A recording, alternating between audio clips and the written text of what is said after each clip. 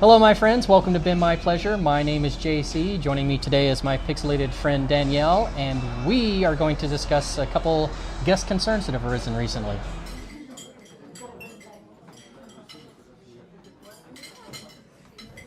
All right.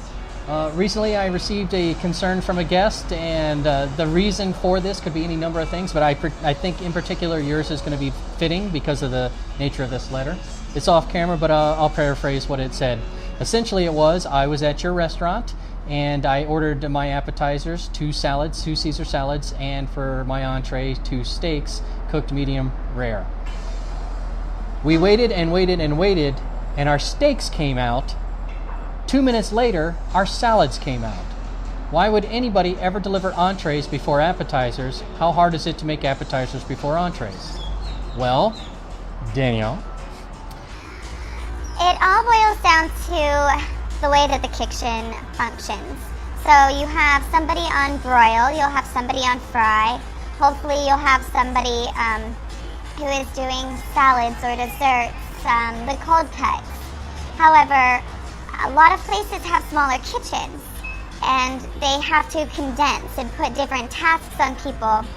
And so my personal situation is our fry guy is in charge of doing all the salads and all the desserts, and we have a very large menu. A lot of these things actually take a long time to make. Salad-wise, you have to get all the ingredients to add to it rather than just tossing some wings and some sauce.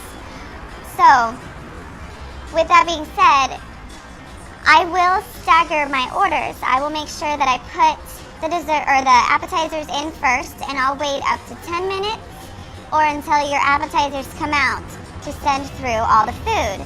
And sometimes it actually turns out that the guy who is working on broil side making the steaks is quicker because he doesn't have as much to do as the guy on fry who's also making salads.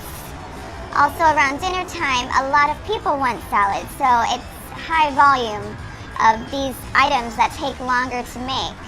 So you have to be aware of your orders and when to stagger things in.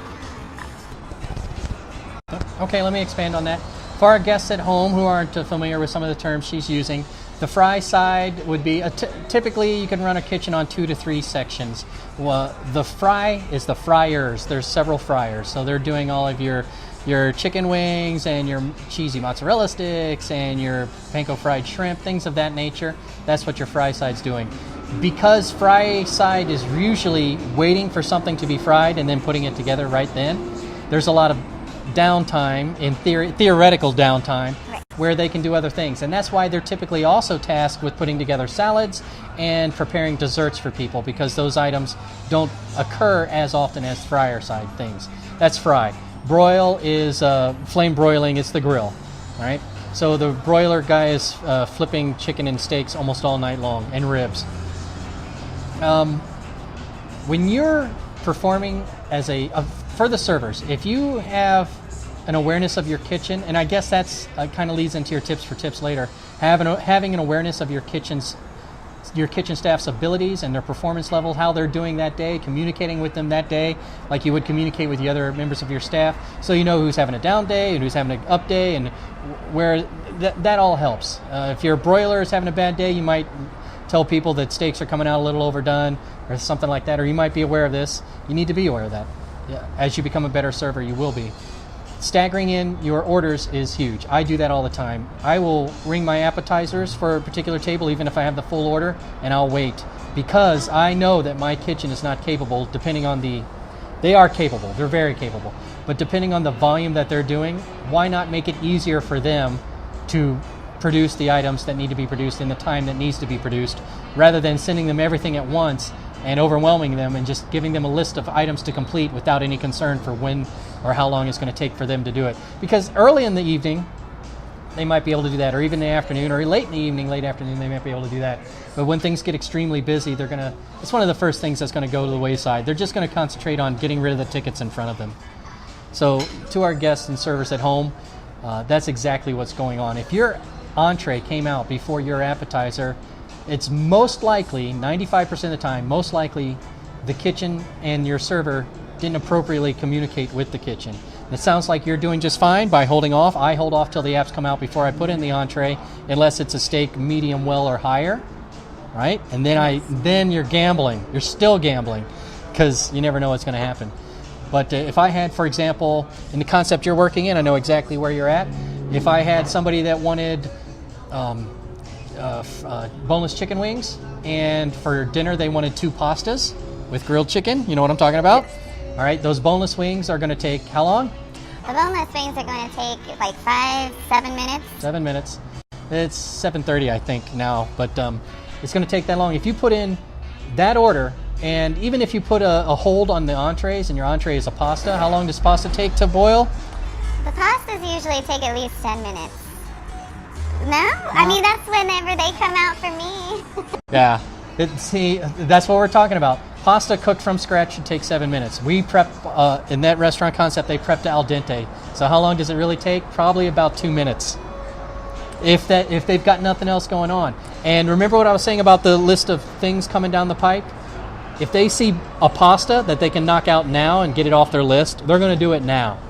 All right? So as a server, and I would share this with you, that you've already got it. You're already staggering things in. But being aware of the cook times, the prep times for all of your items are going to help you a lot. Guests at home, again, it's most likely not your server so much as the kitchen trying to accomplish all of the orders for everyone in the restaurant in a timely fashion. That's one of the things. We live in a society where our interactions affect others, whether we like it or not. And we might not think that they should, but they do. So being aware of that would be helpful. And I think you're doing just fine. Thank you. Of course.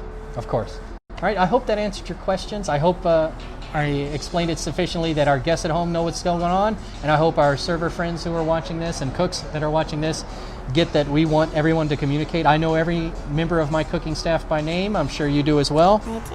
All right, so if you're a server and you don't know your cooking staff's names, then, well, who are you really hurting? They're good people. You should get to know them. You give them a drink every now and again because they're hot back there working behind the kitchen. You think you're hot running around the restaurant, sweating a little? Think about those poor guys and gals. All right.